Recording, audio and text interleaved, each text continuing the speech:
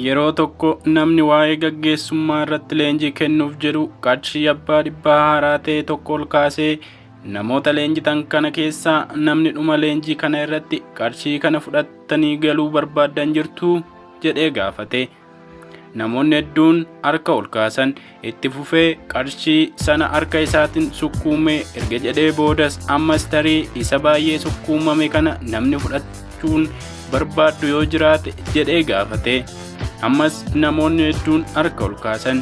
Ammas utuu hin kenniniif yeroo sadaffaaf qarshicha lafa buusee irra ejjatee lafatti sukkuumee erga bututee fi xuraa'ee booda fiixee isaa qabee lafaa fuudhuun ammas namoonni fudhachuu barbaadan yoo jiraataniif jedhee gaafate.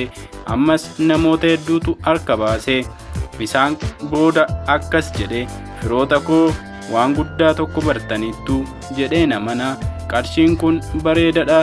Bareedas ta'e sukkuumames lafa bu'ee yoo rirriitames xuraa'es illee ammayyuu barbaadamaadha. Sababni isaas yoo sukkuumames xuraa'es lafatti dhiitames gatiin isaa hin hir'anne. Gatiin isaa ammayyuu qarshii 100 jedhe.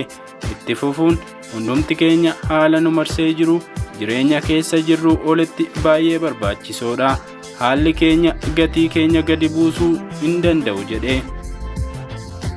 Maal jechuuf yeroo tokko hundumti keenya haala adda addaa irraa kan ka'e ilaalchi nuti ofiif qabnu gadi bu'aa ta'a. Haa ta'uyyuu malee gatiin nuti qabnu wanti gadi buusu homtuu hin jiru. Kanaaf ilaalcha keenya sirreeffachuu akka nama gatii hin qabne akka nama bu'aa buusuu hin dandeenyetti of ilaaluu irraa yaada keenya kaasuu qabna. Haalli gaariinis ta'e hamaan yoo nu mudatan kan ilaalcha nuti ofiif qabnu gadi buusan yookaan ol kaasan hin qaban. Yoo isa kana keessa jiraanne atattamaan keessaa ba'uun daran barbaachisaadha.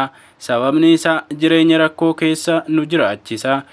Jireenya tasgabbii hin qabne akka nuti qabaannu nu taasisa. Isa kana irraa hojjechuun gaariidha. Gatiin keenya immoo Waaqayyo mataa isaati.